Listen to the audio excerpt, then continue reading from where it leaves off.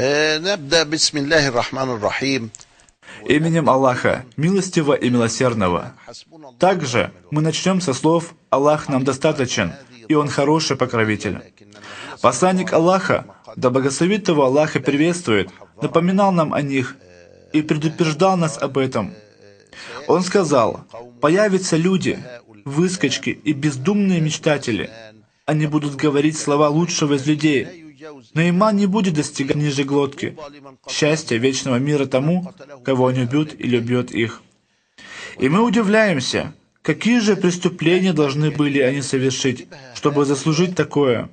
Пророк, да благословит его Аллах и приветствует, говорит: «Они будут говорить слова лучшего из людей». Это явный признак хариджитов в истории.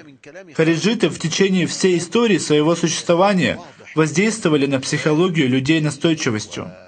Всевышний Аллах свят и велик. Он говорит: «Среди людей есть такие, чьи речи восхищают тебя в мирской жизни. Они призывают Аллаха засвидетельствовать тому, что у них на душе, хотя сами являются непримиримыми спорщиками. Когда они уходят, то начинают распространять нечестие на земле, уничтожают посевы и губить потомство. Но ведь Аллах не любит нечестия. Когда им говорят «побойтесь Аллаха», гордыня подталкивает их на грех. Довольно с них гиены. Как же скверна эта ложа! В таком случае мы стоим перед явным доказательством. Поэтому необходимо руководителям, полиции и войскам уничтожить их во имя безопасности людей, ссылаясь на аят поверхностно, уничтожать посевы и губить потомство. С чем мы сравниваем? А сравнение исходит из этого. Сравним. Убивают ли эти люди людей?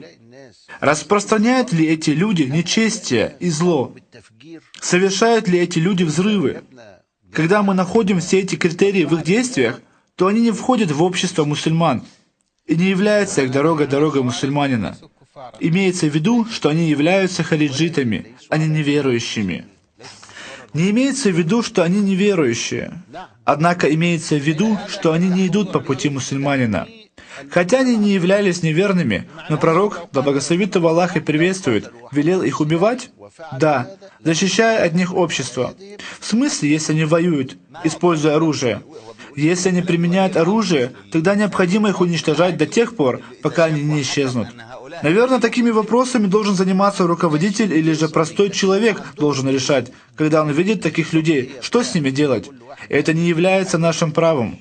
Простые люди должны заниматься своим делом. И еще. Каждый руководитель ответственен за людей, живущих на веренной ему территории.